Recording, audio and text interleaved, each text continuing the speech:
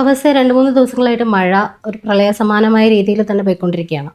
ഇപ്പോൾ ഈ 2-3 ദിവസം കൊണ്ട് നമ്മൾ നോട്ടീസ് ചെയ്യുന്ന വലിയൊരു കാര്യം എന്താണെന്ന് വെച്ചാൽ, ഒരു 3 ദിവസം മഴ പെയ്തപ്പോൾ തന്നെ പിണറായി വിജയന്റെ മുഖത്തിന്റെ ഒരു 75% സഖാക്കൾ അങ്ങ് വെളുപ്പിച്ച് വെച്ചിട്ടുണ്ട്. ഈ മഴ ഒരു 2 ദിവസം കൂടി നീളും എന്ന് പറയുന്നുണ്ട്. ആ ദിവസങ്ങൾ കൊണ്ട് പിണറായി വിജയൻ മൊത്തത്തിൽ വൈറ്റ് പെയിന്റ് അടിച്ചൊരു പിക്ചറായിട്ട് പുറത്ത് വരുമെന്ന് എനിക്ക് തോന്നുന്നത് കണ്ടിട്ട്. ജസ്റ്റ് പിണറായി ആയിരുന്നു ശരി, 10 വർഷക്കാലം പ്രളയത്തെ കൈകാര്യം ചെയ്തത്, മഴയിൽ എങ്ങനെയൊക്കെയാണ് അദ്ദേഹം പ്രവർത്തിച്ചതെന്നൊക്കെ പറഞ്ഞിട്ട് സൈബർ മീഡിയ തുറന്നു കഴിഞ്ഞിട്ടുണ്ടെങ്കിൽ കംപ്ലീറ്റ് സോഷ്യൽ മീഡിയ മുഴുവൻ അദ്ദേഹത്തിന്റെ വാഴ്ത്തുപാട്ടുകളാണ് കാണുന്നത്. അതിന്റെ മറ്റൊരു വശം എന്ന് പറഞ്ഞാൽ UDF സർക്കാർ ഈ ഒരു മഴക്കെടുതിയെ കൈകാര്യം ചെയ്യുന്നത് ഫലപ്രദമായിട്ടല്ല എന്ന് പറഞ്ഞു വെക്കുന്നു. പിണറായി വിജയൻ ഉണ്ടായിരുന്നപ്പോൾ കുറച്ചും കൂടി ഇന്നോവേറ്റീവായിട്ട് കാര്യങ്ങൾ നോക്കിയിരുന്നു, അല്ലെങ്കിൽ കുറേ കൂടി അങ്ങോട്ട് സഹായിച്ചിരുന്നു. ഇപ്പം മഴ പെയ്യുന്നത് നമ്മൾ കണ്ടു. 2 ദിവസം മുന്നേക്കെ ഒരു ബിജിൽ മോൻ പറഞ്ഞ് പറയിപ്പിച്ച കൈരളി അമ്മച്ചിയുടെ ഒരു അമ്മച്ചി പറയുന്നതും അവസാനം സർക്കാർ ഇങ്ങനെയാണോ എന്നൊക്കെ ചോദിച്ച് അയ്യോ ഓട്ടുന്നതും, അത് കഴിഞ്ഞ അമ്മ തന്നെ പറയുന്നുണ്ട് ബിജിൽ മോൻ പറയുന്നതാണ് ഞാൻ പറഞ്ഞതെന്ന്.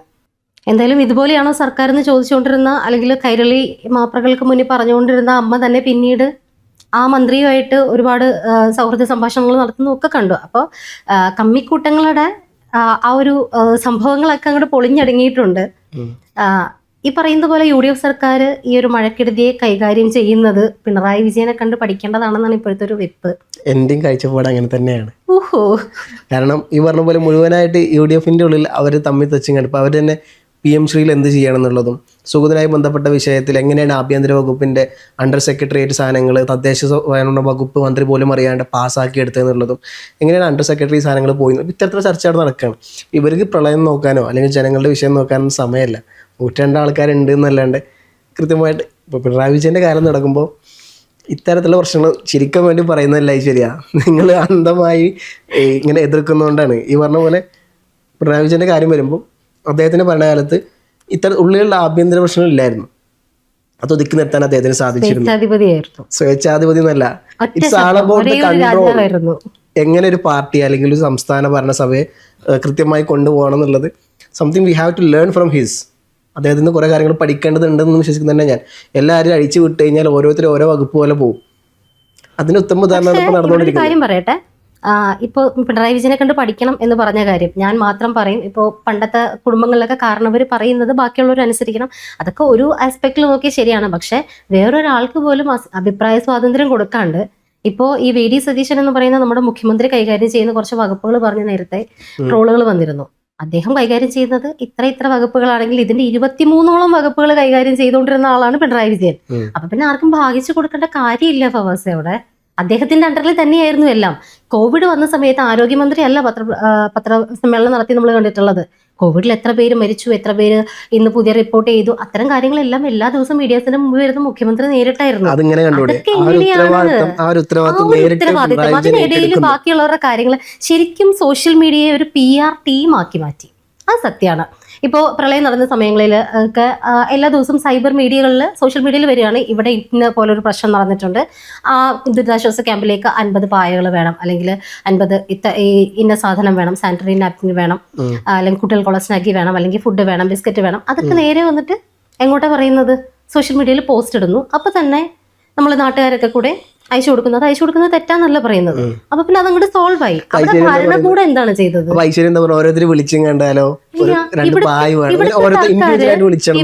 ഇപ്പോഴത്തെ ഒരു രീതി തെറ്റാണെന്ന് എനിക്ക് തോന്നുന്നില്ല. ഇവര് നേരിട്ട് ജനങ്ങളെ ബുദ്ധിമുട്ടിക്കുന്നില്ല. ആരും ഇതൊരു വലിയ ഇഷ്യൂ ആയിട്ട് അറിയാത്തത് പോലും അവർക്ക് വേണ്ടതൊക്കെ നമ്മുടെ സർക്കാർ ചെയ്തു കൊടുക്കുന്നുണ്ട്. അത് സോഷ്യൽ മീഡിയയിൽ കൂടി PR നടത്തുന്നില്ല.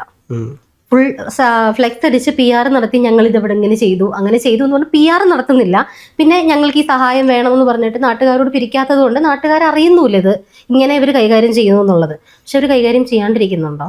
അവർക്ക് ആവശ്യമുള്ളതൊക്കെ സർക്കാർ ചെയ്തു കൊടുക്കുന്നുണ്ട്. അല്ലാണ്ട് സോഷ്യൽ മീഡിയയെ ഒരു സൈബർ PR ആക്കിക്കൊണ്ട് നാട്ടുകാരെ കൊണ്ട് ചെയ്യിക്കുകയല്ല ചെയ്തത്. അതുകൊണ്ടാണ് നമ്മൾ അറിയാതെ പോകുന്നത്.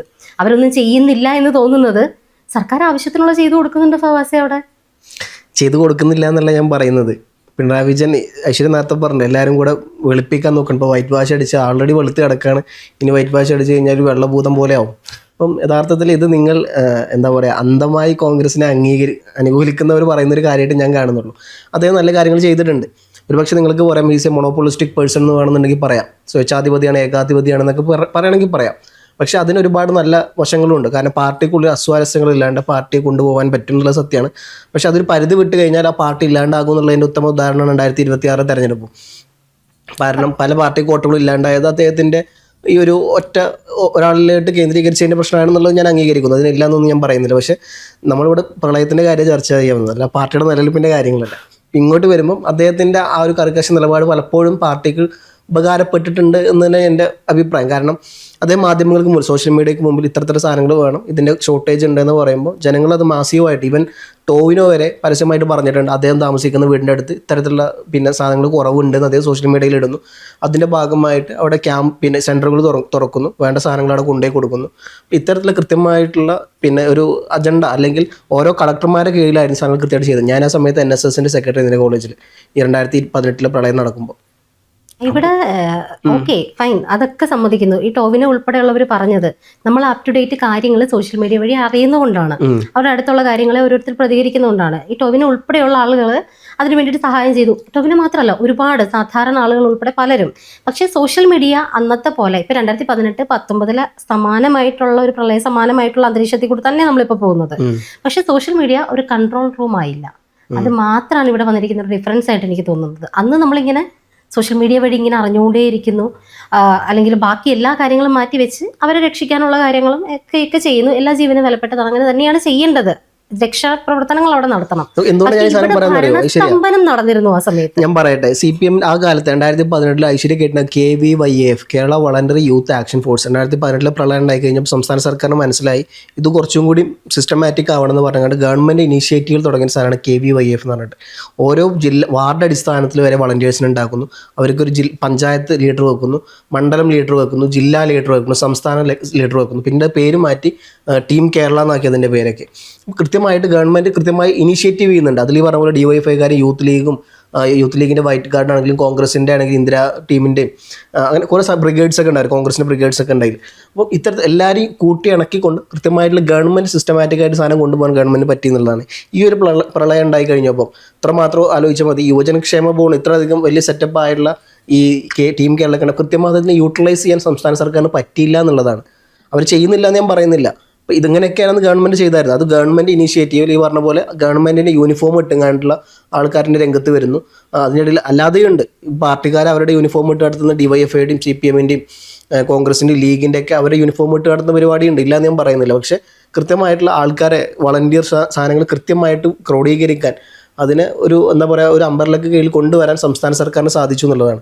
അത് ഇംപ്ലിമെൻറ്റേഷൻ ചെയ്യാൻ അവർ വിജയിക്കുകയും ചെയ്തു. അതിൻ്റെ ഭാഗമായിട്ടാണ് എല്ലായിടത്തും പിണറായി വിജയൻ എന്നുള്ളൊരു ഇമേജ് വരികയും സംസ്ഥാന സർക്കാരിന് something doing better than comparing to others എന്നുള്ളൊരു സാധനം വന്നത്. ഇവിടെ ഇങ്ങോട്ട് വരുമ്പം ഇങ്ങനെ സാധനം വിസിബിളി കാണിക്കാൻ ചെയ്യുന്നുണ്ട്, ഇല്ല എന്നൊന്നും ഞാൻ പറയുന്നില്ല. But there is no visibility. ചെയ്യുന്ന കാര്യങ്ങൾക്ക് വിസിബിലിറ്റി ഇല്ല എന്നുള്ളത്. ശരിയാ. PR എന്താണ് PR എന്ന് പറഞ്ഞാൽ പബ്ലിക് റിലേഷൻ, ജനങ്ങളുമായിട്ടുള്ള ബന്ധം പുലർത്തുക എന്നുള്ളതാണ്. സോഷ്യൽ മീഡിയയിൽ ഫുൾ ഫിഗർ ഇട്ടിട്ട് ഞാൻ ഇന്ന സാധനം ഇവിടെ ചെയ്തു എന്ന് പറഞ്ഞിട്ട് കംപ്ലീറ്റ് പ്രസ് മീറ്റുകൾ നടത്തി കുറച്ച് കാര്യങ്ങൾ അങ്ങോട്ട് മാത്രം പറയുന്നത് കേട്ടിരുന്ന് പോകുന്നതാണ്. സംസ്ഥാന സർക്കാർ ഇപ്പൊ രണ്ടിനും തമ്മിൽ താരതമ്യം ചെയ്യല്ല ഞാനിവിടെ ചെയ്യണത്.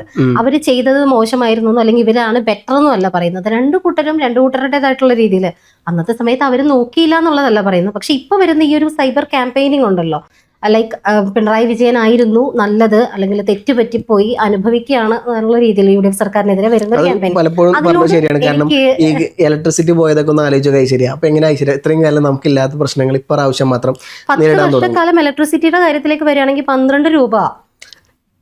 ഉമ്മൻചാണ്ടി സർക്കാർ 4 രൂപ 50 പൈസക്ക് വാങ്ങിയിരുന്ന കറണ്ട് കഴിഞ്ഞ 10 വർഷക്കാലം 12 രൂപയ്ക്ക് ഇവിടെ വാങ്ങി. അത് ഇത്രയും ഇരട്ടിയുടെ ഇരട്ടി വില എന്ന് വെച്ചാൽ 4 രൂപ എന്നുള്ളത് 12ലേക്ക് വരുമ്പോൾ 3 ഇരട്ടി വില കൊടുത്ത് വാങ്ങി. ഒരു കാലത്തും കേട്ടിട്ടില്ലാത്ത കാര്യമാണ്. അങ്ങനെയാണ് ഇലക്ട്രിസിറ്റി തന്നുകൊണ്ടിരുന്നത്. സംസ്ഥാനത്ത് തന്നെ ഏറ്റവും കുറഞ്ഞ നിരക്കിലേക്കാണ് വരുന്നത്.